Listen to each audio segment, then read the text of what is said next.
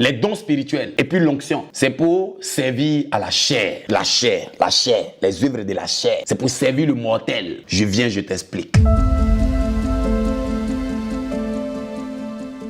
C'est vrai qu'on va te parler de l'onction, on va te parler de la puissance de Dieu, mais en fait, le but du don spirituel, c'est de te rapprocher de tes réelles capacités. Or, quand tu as le don, tu es habile dans ce don. C'est pourquoi il faut remarquer, dans l'Ancien Testament, on ne parlait pas de dons spirituels. On parle de dons spirituels dans le Nouveau Testament. On parle de ministère dans le Nouveau Testament. Mais dans l'Ancien Testament, on voyait des individus que Dieu emmenait et qu'il utilisait de manière extraordinaire. Tout court. Il n'y avait pas pour dire, il y avait don de ceci, il y avait don de cela. Non. Tu vois Abraham, on dit les prophètes, mais il n'a jamais prophétisé. La Bible dit, Abraham est prophète. Il dit à Pharaon, à ce roi d'Égypte là, il dit, va voir Abraham pour qu'il prie pour toi. Parce qu'il est prophète. Abraham est prophète, mais on ne le voit pas prophétiser. Donc, nous voyons dans l'Ancien Testament comment les gens avaient l'onction. La preuve en est, le jour où le mot onction apparaît, qu'est-ce qui se passe? C'est Moïse qui fabrique l'onction là. Vous savez pas ça? Le jour où le mot l'onction apparaît là, ça se fabrique.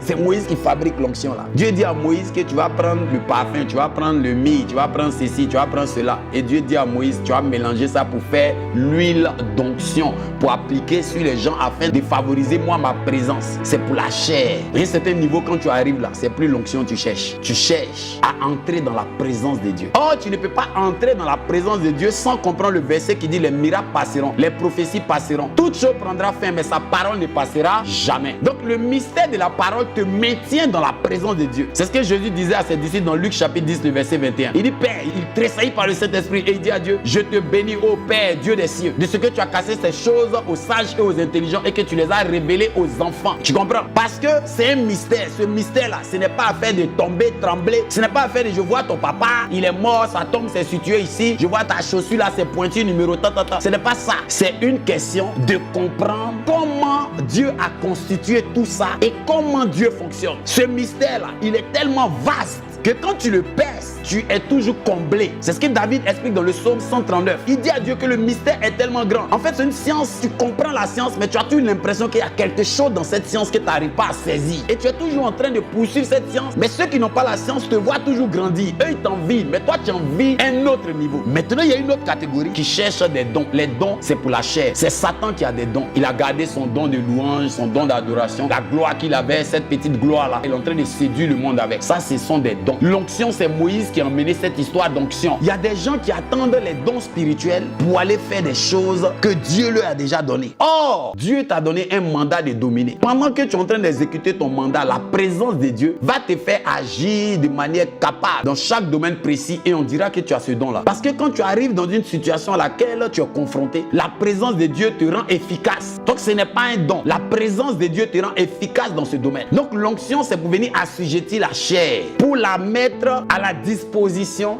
de l'esprit. Est-ce que quand on parle de Jésus, on parle de l'onction? Quand on parle de Jésus, on ne parle pas des dons spirituels. Quand on parle des apôtres, on ne parle pas des dons spirituels. C'est l'apôtre Paul qui vient mettre l'accent sur la manifestation des dons. Il cite un peu les manifestations. Donc on ne peut pas dire que les dons spirituels, il y en a 9. On ne peut pas vraiment l'affirmer parce que c'est une exhortation, c'est un développement, c'est un enseignement qu'il est en train de donner. Mais il y a plusieurs compétences que tu peux développer. Il faut noter cet élément-là, que tes dons spirituels ne sont pas au-dessus de la présence de Dieu. Ce qui va te donner la victoire, ce ne sont pas tes dons spirituels, c'est la présence de Dieu. C'est pourquoi David a dit à Dieu, dans toute ta colère, ne me retire pas ton esprit. Dans toute ta colère, il n'a pas dit, dans toute ta colère, donne-moi le don de chanter, mais il a dit à Dieu, dans toute ta colère, ne me retire pas ton esprit. Donc c'est pourquoi vous voyez que lorsque Samson devait agir, l'onction venait sur lui et puis il devenait fort. Et l'onction quittait sur lui et il redevenait une personne normale. C'est pourquoi vous voyez dans l'Ancien Testament, on s'en va voir le prophète Élisée et au moment où le prophète Élisée doit prophétiser, il dit, emmenez-moi un joueur de harpe. Et le joueur de harpe commence à jouer. Quand le joueur de harpe commence à jouer, l'esprit de Dieu descend sur lui. L'onction vient sur lui et il commence à prophétiser. L'onction qui vient sur lui là, ça assujettit la chair pour rendre la chair sensible à Dieu maintenant pour pouvoir entendre Dieu, pour pouvoir manifester Dieu. Donc l'onction c'est pour la chair. Au ciel ça n'existe pas. L'onction n'existe pas au ciel. Au ciel il n'y a pas de dons spirituels. Dans la présence de Dieu il n'y a plus de dons spirituels. Quand on est dans la présence de Dieu on ne parle plus de dons spirituels. Quand on est dans la présence de Dieu on ne parle plus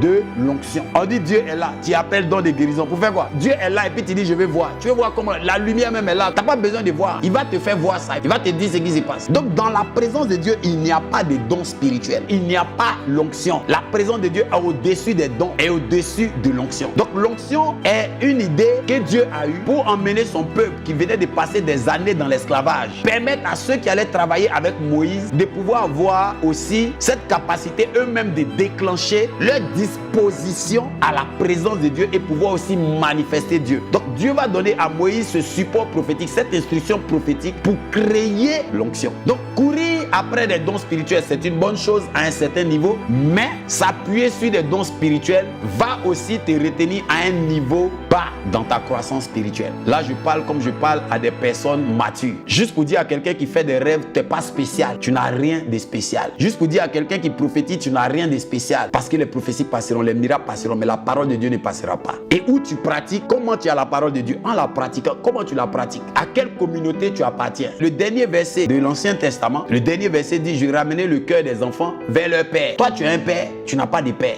Tu es rebelle jusqu'à déloyal jusqu'à... Toi, tu as dit que tu as l'Esprit de Dieu et tu es convaincu que Dieu est avec toi. C'est la même chose que Satan. C'est la même chose que Saül était dans la même situation. Vous imaginez, la démence dérangeait tellement ce monsieur qu'il lance la lance contre David. Sa folie le prend, il attaque David et puis après il vient dire: oh David mon enfant, oh tu sais que vraiment je sais que tu seras roi à ma place. Oh je n'avais pas envie de te tuer, j'ai lancé ça comme ça, c'est pour rigoler. Parce que c'est un fou. Dans sa tête ça ne va pas. Nous avons des gens que nous voyons normaux. Comme Saül, un roi, il est assis sur le trône, mais il est fou. Dans sa tête, ça ne va pas. Comment le diable est mauvais? Tu imagines que le diable va te donner des imaginations et à partir de ces imaginations-là, il va te fermer les portes du royaume des cieux. Pourquoi? Parce que les mystères sont révélés aux enfants. Comment tu accèdes aux mystères? C'est de comprendre les Écritures. Comment tu comprends les Écritures? C'est d'être éclairé par la présence de Dieu. C'est l'Esprit de Dieu qui va te permettre de comprendre les Écritures. La Bible dit l'Esprit sonde de tout. On n'a pas dit les dons sont de tout. On n'a pas dit l'onction sont de tout. Mais la Bible nous précise que l'onction enseigne. Car l'onction que vous avez reçue n'est pas fausse car elle est véritable. L'onction enseigne. C'est pourquoi je dis que l'onction vient soumettre ta chair à pouvoir manifester Dieu. Donc c'est une manifestation, une activité qui a pour but de venir mettre ton corps, préparer ton corps à recevoir Dieu et à le manifester. Je prie que la puissance de Dieu se manifeste dans ta vie. Que la main de Dieu se mette à l'œuvre dans ta vie. Que la gloire de Dieu se mette à l'œuvre dans ta vie.